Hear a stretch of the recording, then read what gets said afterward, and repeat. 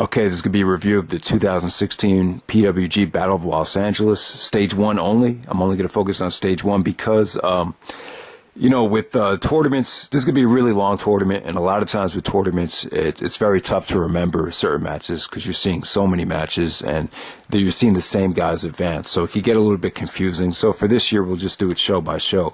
With night one or stage one of a 3-day tournament, you could always expect night one to be a little bit more laid back. Guys aren't trying to set the world on fire, and it's understandable. It's fun. I don't think the first night has to deliver big time for the tournament to be labeled as great or amazing. So we'll see what happens. I just have a feeling the better stuff in the tournament is definitely coming on, stage 3. Which is going to be a 2-disc set. So Pentagon Jr. and Marty Scurll, they open up the tournament here. Pentagon Jr., obviously one of the most popular wrestlers in Lucha Underground right now. Marty Scurll had an amazing performance last year at the Battle of Los Angeles. Some would say he stole the show with Zack and Sabre Jr. in the semifinals. I don't know. These two didn't really click for me. I'm not going to say this was an amazing opener. They definitely had the green light. The fans were very generous. They actually went into sort of overkill mode. I don't know. I just thought some of the execution on the big-time maneuvers just felt very, very sluggish and a little bit slow for my taste. I don't know if it was just me. I don't know. The finish was pretty dramatic, though, and Scurll definitely acted like a dick after the match was over. So he continues his role as the villain. I didn't even know he was calling himself the villain. So the villain, Marty Scurll, advances to the next round. Next up, we have Ricochet. Ricochet actually won Bola back in 2014. The same year, I believe he won the Best of the Super Juniors tournament. He's taken on someone I've never seen before, the Mr. Athletic Jeff Cobb. So when I saw his name was Mr. Athletic, I was expecting someone like really quick, really small and athletic. But this guy was huge. He was more like a Samoa Joe type, or he was just a big dude from Honolulu, Hawaii, I believe, and he's actually already 34 years old. But he looked good though, man. He had a lot of nice power moves, a lot of nice counters to Ricochet. He did some vicious headbutts here. I was really impressed. I thought this was one of the brighter spots on the show. Obviously, Ricochet's going to go over. The guy's almost a legend on the indies right now. So the match was definitely, really good. Really good stuff. Nice combination of speed and athleticism right there. Next up, we have John Hennigan taking on Reborn Matt Sydal. John Hennigan is actually John Morrison, a.k.a. Johnny Mundo from Lucha Underground. I guess because of the Lucha Underground situation, he can't use the name Johnny Mundo. I don't know why. I don't know why he couldn't use that name. That might be just exclusive to the Lucha Underground brand. But the bottom line is here, this match is pretty average. There's a lot of ECW chants here because Morrison, or John Hennigan, used to wrestle in ECW and was the ECW champion. On top of that, Matt Sydal used to be Evan Bourne in ECW. So it's funny they had ECW chants for this match. Obviously, they weren't associated with the old school ECW, like Spinnernet would say, but, this was, it was okay. I mean, Jesus, there's really not a lot to talk about here. You would expect something great with Sydal being in the tournament. I thought he had a really good tournament last year, underrated showing. His match with Fenix really stole the show on the first night last year, but, John Hennigan gets the victory, surprisingly, and we move on. Next match, we have Fenix from Lucha Underground. We've seen him last year in Bola, taking on Will Ospreay. I think Ospreay comes into this tournament with all the momentum.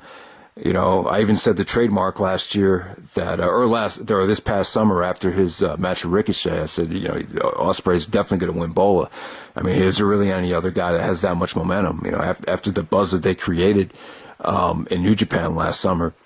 But, this was awesome stuff. This had so many beautiful counters. I definitely thought this stole the show on stage 1. Ospreay actually countered a Shiri no Wi from Fenix. Instead of just selling the move, he actually caught him by the neck and did his own Shiri no Wi on the mat. I thought that was really awesome. Fenix did a 360 corkscrew off the top rope. And then Ospreay hit a beautiful ace crusher finish for the victory. This had the crowd making some really crazy facial expressions just by some of the stuff they pulled off. So, yeah, so definitely, Phoenix versus Ospreay, I wouldn't say it's musty. I wouldn't say it's great, but they definitely had a really, really solid match with a lot of high spots, a lot of athleticism, and this definitely stole the show on the first night. And next up we had Tommy End taking on Zack Sabre Jr. Tommy End, if you haven't seen him, made his name for himself on WXW in Germany. Wrestled last year in Bola, had an awesome match with Chris Hero. Once again, he loses in the first round, but he put on a great showing here. A lot of high flying from him, a lot of moonsaults, just a lot of great stuff, a lot of great counters from Zack here, as you would expect.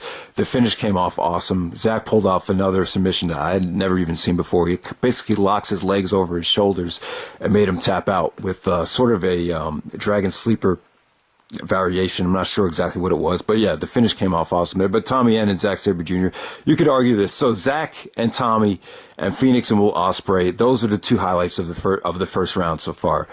Then the final first round match of night one, you had Chris Hero, that young knockout kid, taking on Jushin Thunder Liger. It's somewhat of a dream match. At this stage of Liger's career, he's basically just primarily a special attraction. I don't think you're expecting a lot out of him. And then when you put him in the ring with someone like Chris Hero, who is in the worst shape of his life, but at the same time, just because Hero is huge doesn't mean he's bad. I'm just saying that Liger is going to have a tough time executing stuff on Hero because of his weight. That's all I'm saying. Hero, great stuff from him. Great trash talking. He got a lot of heat. The "fuck you, Hero" chants from CZW are finally starting to come back. I'm glad about that. But yeah, the commentators, Excalibur, Chucky Taylor, they really put over Hero like he's one of the best in the world. So we'll see what kind of tournament he has here. I thought he was kind of overpushed in last year's tournament, but we'll see how it happens here. So Hero advances. Next up, we had the 6-man tag. Adam Cole and the Young Bucks taking on Dalton Castle and the boys. Story about this match to me is Dalton Castle. I haven't seen a lot of his work since All-Star Extravaganza last year when he had the feud with Silas Young. But apparently he's, gaining a lot of respect and is becoming a great wrestler that could put on amazing matches. This wasn't a great showcase from him. This is a little bit awkward. This is a little, Chikara-like. I really couldn't take it that serious. It was just a nice, fun match. What's interesting about this was the boys came out dressed in masks, and it ended up being Bobby Fish and Kyle O'Reilly. So once the fans realized that, there was some holy shit chants. I could see some people seeing, classifying this as fun, but to me it was somewhat filler. The whole first night of the tournament, it wasn't spectacular, but it wasn't bad. It just kind of, it's good anticipation for the rest of the tournament. That's the bottom line. So I'll see you guys for stage 2 and stage 3.